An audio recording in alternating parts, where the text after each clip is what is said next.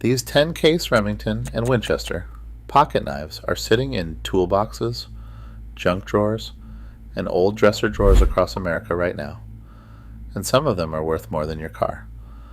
Never sell these without knowing what you've got. That old pocket knife your grandfather carried every day might look like nothing special. A little rust on the blade, somewhere on the handles, maybe a loose back spring. But here's what most people don't realize. Certain vintage pocket knives, Stockman patterns, trappers, Congress knives, Barlow patterns, are quietly selling for thousands of dollars at auction. And the owners who sold them at garage sales for $5 had no idea what they gave away. Start with the king. Case knives with the tested tang stamp, made before 1940, are the holy grail. Case Stockman, Trapper, and Congress patterns from this era are commanding four-figure prices. And if you think that sounds crazy, wait until you hear the real numbers. A stag-handled folding hunter can fetch $3,000 or more. But the real stunner is the Case Green Bone, 6,488 Congress, that hammered down at Voiles Auction, the leading vintage knife auction house in the country, for $14,300. Then there's the Case Zipper, an automatic knife so rare that four bidders pushed past $5,000, fighting over one, and it finally sold for $7,000. And here's what to look for when you find one.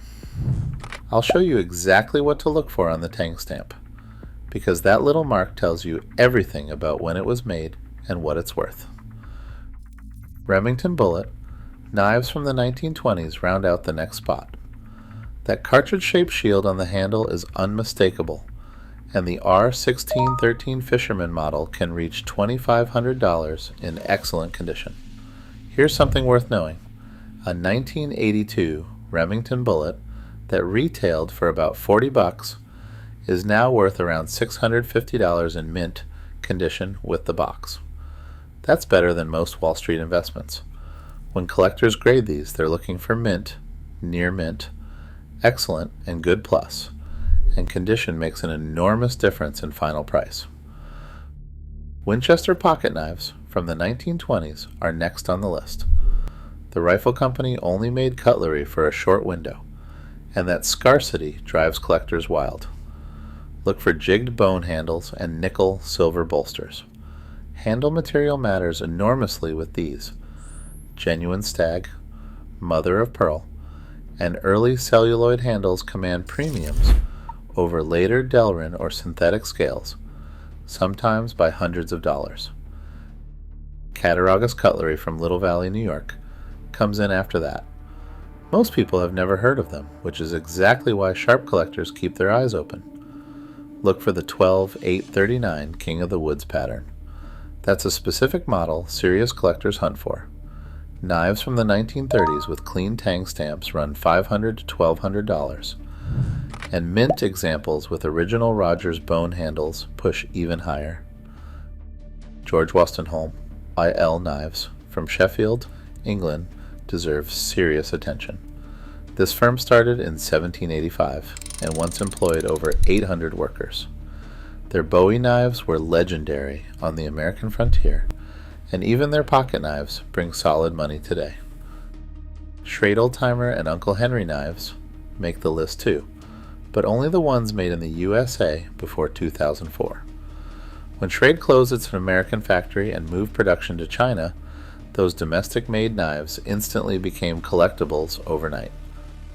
The Buck 110 Folding Hunter is one people consistently overlook. Early models from 1967 to 1972 are the ones collectors want, and a well-preserved buck from a historically significant era like the Vietnam War years can command serious money at auction. Near mint examples from that first production run are especially sought after. Queen cutlery from Titusville, Pennsylvania doesn't get the same attention as Case or Remington, which means prices haven't peaked yet. That crown over Queen tang stamp from 1935 to 1955 is the one to hunt for. Whittler and Congress patterns from this period, especially the 6185, are what the serious buyers are chasing. And rounding out the list, any knife with genuine provenance, meaning a documented connection to a historical figure or event. A verified Jim Bowie knife would be essentially priceless. Now here's the most important thing. Do not clean that old knife aggressively. Don't buff it, sand it, or sharpen it before you know what you have, because heavy cleaning destroys original patina, weakens tang stamps, and can cut the value in half overnight. A little light oil is fine, but otherwise leave it alone. Check the tang stamp on every blade.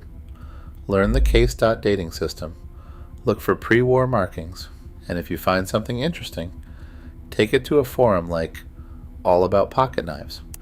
AAPK is the primary resource in the collector community before you even think about selling. Stewart's Antique Price Guide is also worth having on your shelf as a reference before you put a number on anything. That rusty old knife in your toolbox carried someone's story for decades. Give it the respect of finding out what that story is worth before you let it go.